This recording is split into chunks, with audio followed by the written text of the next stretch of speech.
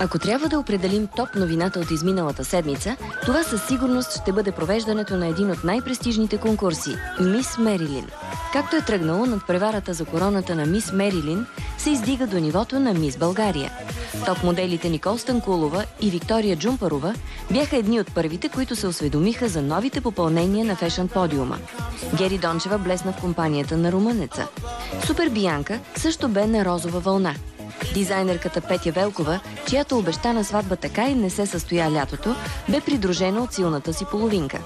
За разлика от нея, Златка Димитрова, която не спря да се хвали с новата си любов, пристигна без таинствения си мъж. Оказа се, че Ваня Щерева и Людмила са не само писателски, но и приятелски тандем. Младата актриса Луиза Григорова се забавляваше с майка си, докато Нина Никол за пореден път омайваше Светлана Василева. Изненадващо дори за нас, сред зрителите бяха и част от бандата БТР.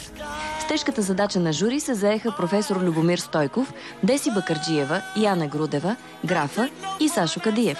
За една вечер Ники Кънчев не се даваше под наем, а Гала не пи кафе, за да могат да водят церемонията. Самите те определиха женската красота като осмото чудо на света. 20-те участнички са избрани на предварителни кастинги от цялата страна. По традиция всяко едно изпитание и задача са вдъхновени от великата Мерилин Монро. Тазгодишното мото гласи: истинската жена е такава във всяка ситуация.